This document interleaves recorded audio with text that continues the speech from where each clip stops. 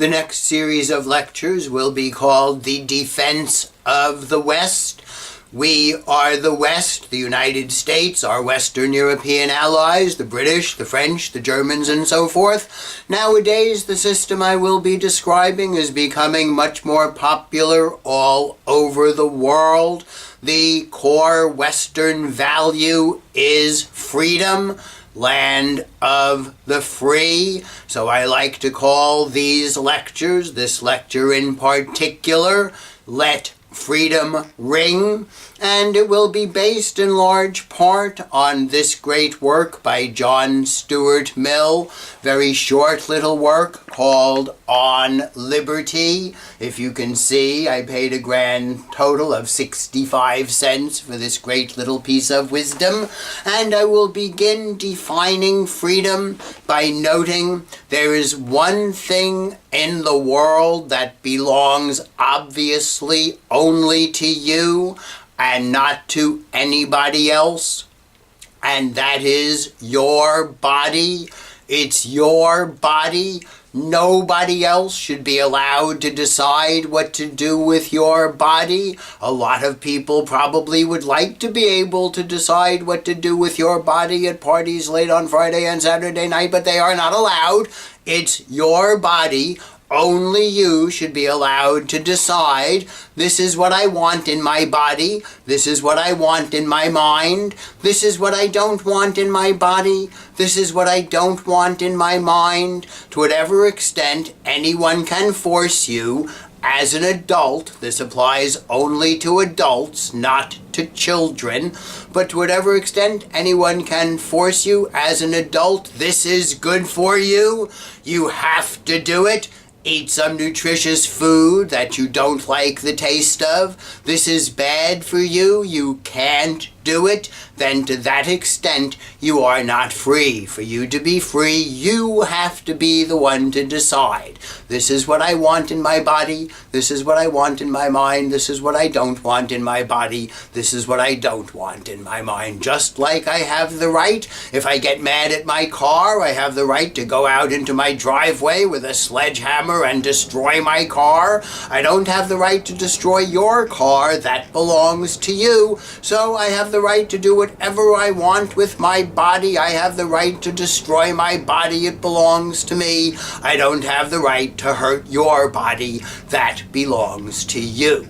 And so you are allowed to harm yourself. You are not allowed to harm others. The word Mill uses is concern. There are actions that concern others, actions that merely concern yourself. The word concern is ambiguous. I know there was one winter session when I was teaching and my mother was visiting me, came out from cold New York to warm San Diego, got to come and hear all of my lectures, didn't learn a damn thing as best I could tell. Shows how resistant parents can be to learning anything from their children under any circumstances. But one thing she did take away with her from watching me lecture, and she told me this on many occasions. She said she was very concerned with the length of my hair. She was very concerned that I didn't wear a jacket and tie when I was teaching.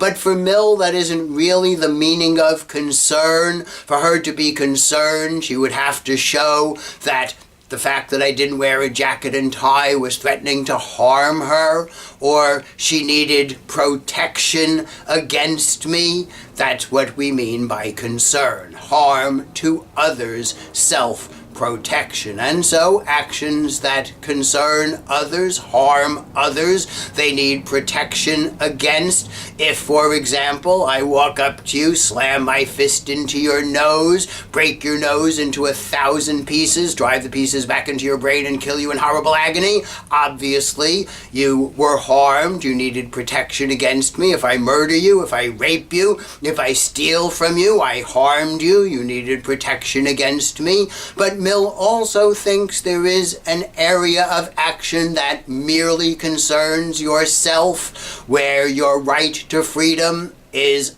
absolute absolutely no exceptions. And first and foremost on the list, he puts your right to freedom of religion, our great First Amendment freedom. What prayers I say to my God when I kneel down by my bedside at night, that doesn't concern any of you. It doesn't threaten to harm any of you. It just concerns me and my God. And also your First Amendment right to freedom of speech, the only time that speech can be regulated, according to the Supreme Court of the United States, if it poses a clear and present danger to others. Yelling fire in a crowded theater where there is no fire, people will stampede, people will be hurt, but otherwise, you have the right to say whatever you want. Sticks and stones may break my bones, but words will never harm me. Say whatever you want about me. What do I care? Who are you that I should care what you say and what you think anyway?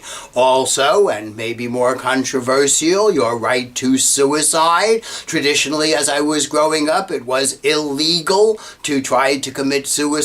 We used to joke it's the only crime where if you're successful, they can't prosecute you. They can only prosecute you if you are unsuccessful. But it's your body. If you want to kill yourself, that doesn't threaten harm to my body. I don't need protection. You are just killing yourself. And along these lines, helmet laws and seatbelt laws. If you don't want to wear a seatbelt, that's part of your freedom. It's your head that goes flying through the windshield if you have an accident. It's not my head. If you don't want to wear a helmet, it's your skull that gets cracked open against the sidewalk. It's not my skull that gets cracked open against the sidewalk. Also, freedom to do alcohol and drugs, even if they're harmful, just as we used to have a prohibition period against alcohol, but that's been lifted. Now you're free to go to a bar, get as drunk as you want, but then don't get behind the wheel of a car going home and make a conspicuous menace of yourself to other people out on the public highways. So you should have the right not only to smoke marijuana, to snort cocaine, to do heroin, whatever you want, but don't then say get behind the wheel of a car, go out on the public highways and make a conspicuous menace of yourself to other people. And after alcohol and drugs comes sex, sexual preferences, I used to like to call them, and the Victorians who ruled when Mill was alive, they wouldn't even let you do the one sexual preference that most obviously concerns only yourself. They wouldn't even let you masturbate, but sex, of course, is something where if you're lucky, you're not doing it by yourself. We have to invoke the traditional Supreme Court doctrine of the circle of consenting adults. As long as everyone at the activity is an adult and consents to the activity, nobody outside the circle of consenting adults has any right to complain that anybody inside the circle of consenting adults really is being harmed.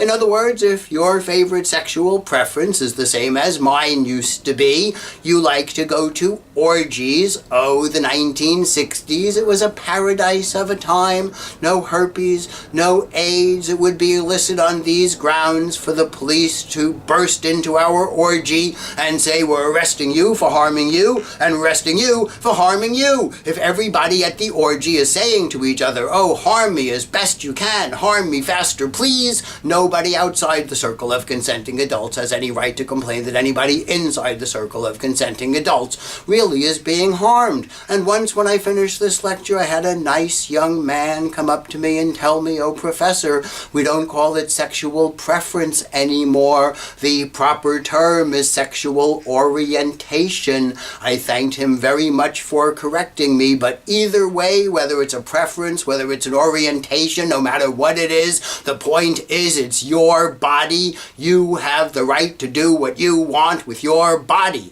And I also once had a student say to me, well, drugs and alcohol, if you do drugs, I guess you're just harming yourself. But what about drug dealers? They're selling harm to other people. They're harming other people, aren't they? But again, this is the circle of consenting adults. The drug dealer's customer consents to the transaction, wants the transaction, and the same thing with euthanasia. Of course, suicide, but you have the right to get help if, say, you're too old and frail to do it for yourself. And also, I like to add the foods that you eat, whether I have oil and vinegar dressing on my salad or whether I have blue cheese dressing on my salad doesn't threaten harm to you. You don't need protection against me. The clothes that I wear, whether I wore my blue jeans to give these lectures or whether I wore a pair of shorts to give these lectures, also which way you tie your shoes, whether I do the right one first and the left one second,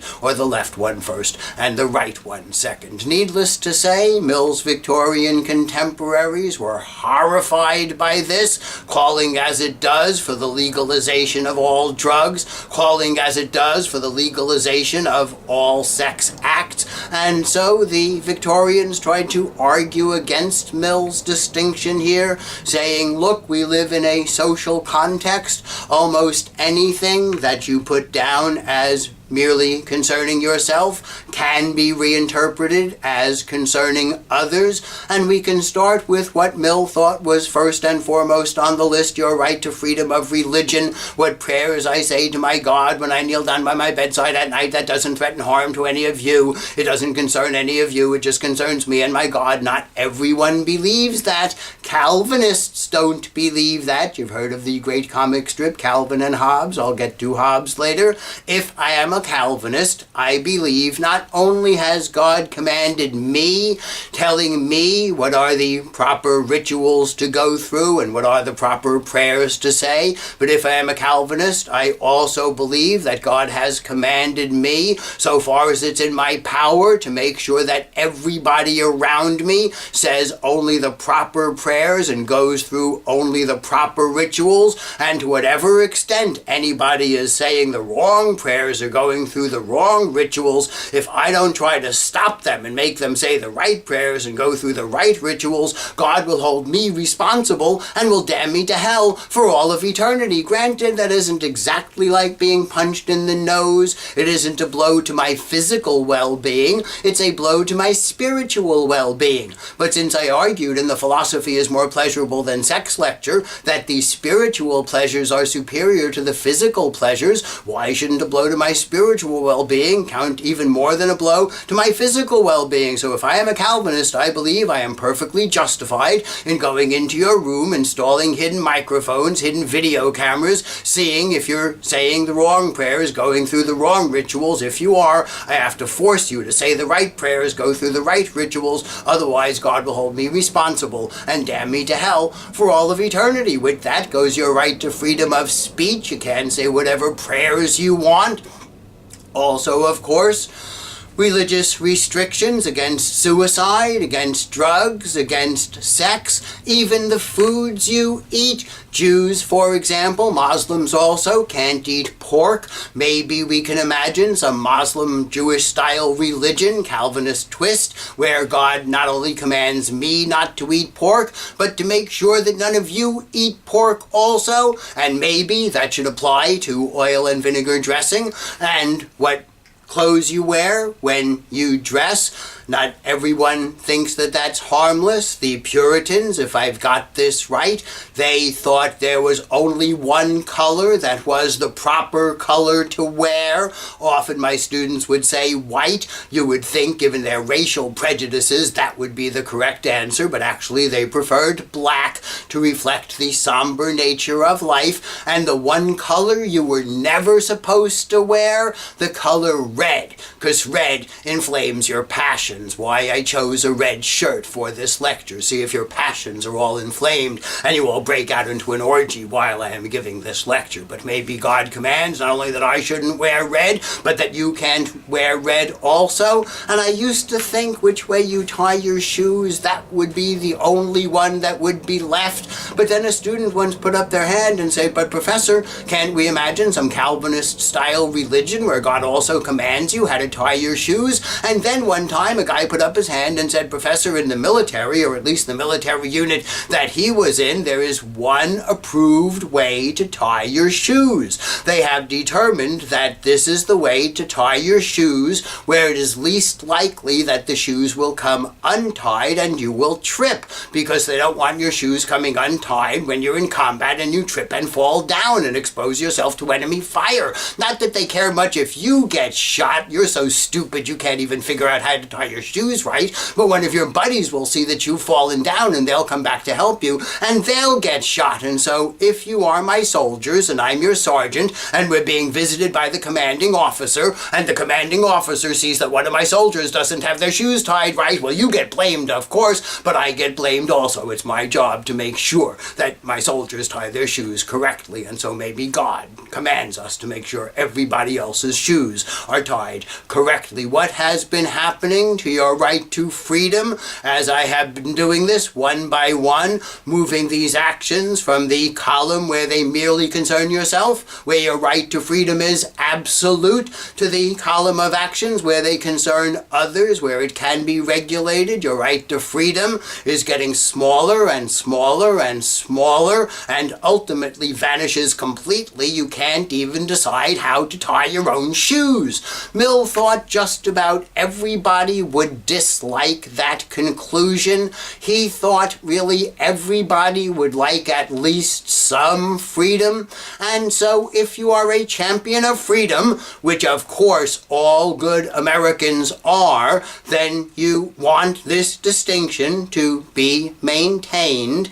And the way to maintain it is to point out, look, some things obviously harm others. I mean, nobody in their right mind could deny. If I walk up to you, punch you in the nose, break your nose into 1,000 pieces, drive the pieces back into your brain, kill you in horrible agony, nobody in their right mind could deny I harmed you. You needed protection against me, but it isn't nearly so obvious that if during Prohibition I went to my house and drank a glass of wine, during the Victorian period masturbated, or nowadays stayed in my house, my home is my castle, stayed in my house, stored cocaine, do heroin, have orgies with all my binary and non-binary friends, then it isn't nearly so obvious that anybody outside the house is being harmed. They don't even necessarily know what's going on. So to the extent that things obviously harm others,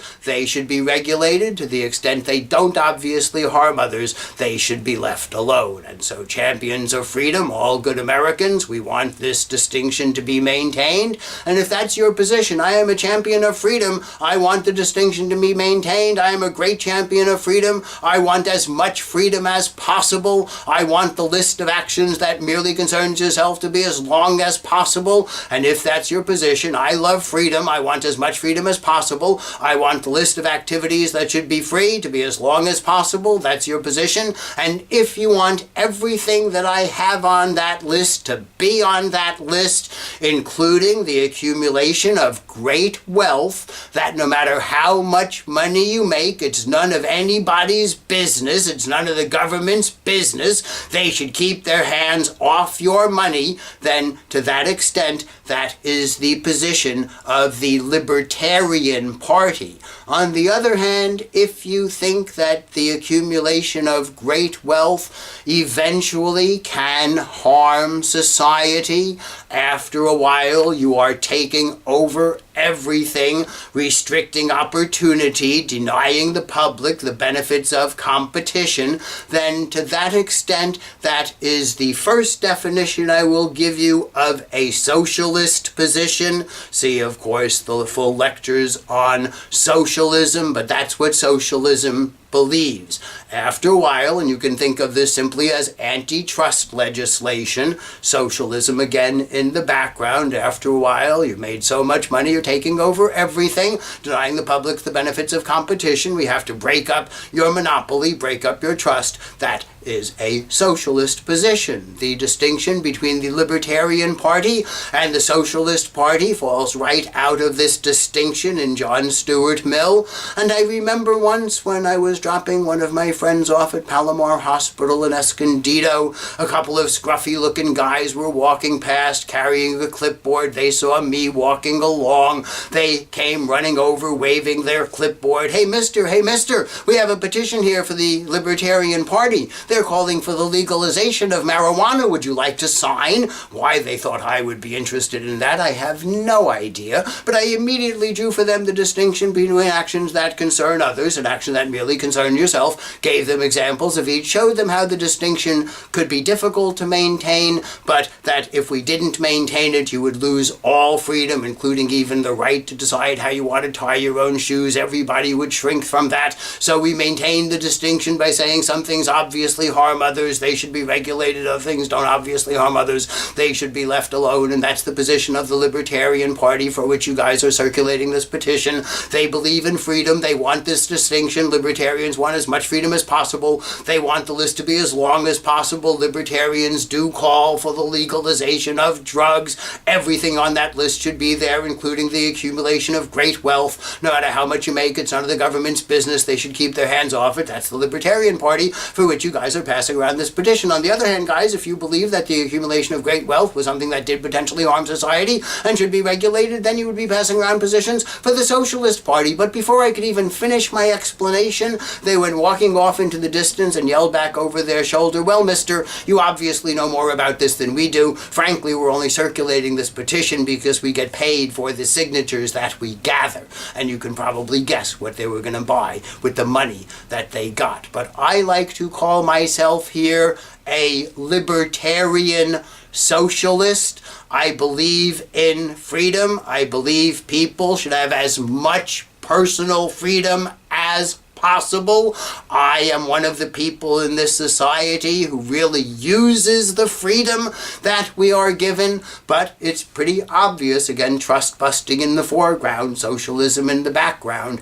After a while, you've taken over everything. You've made so much money, you're taking over everything, restricting opportunity for others, denying the public the benefits of competition. We have to break up your trust. That is a socialist position. A libertarian, I believe in freedom, but after a while, you've taken over everything. You're going to harm society. That should be regulated. Libertarian socialism. Having defined freedom, then, we now will go on to wonder why Mill thinks that freedom is good. After all, we saw in the Devil lecture, freedom can be very bad for people. Overindulgence in alcohol and drugs. Look at all the problems that's caused in our society. Rampaging spread of STDs, venereal disease, sexually transmitted diseases, sexually transmitted infections, all the crime and violence that people use their freedom to commit, all the wars that are threatening the future of humanity because of the nature of human beings as we see them in the world today. Why would anybody think in the face of this that freedom is good? That will be the next lecture.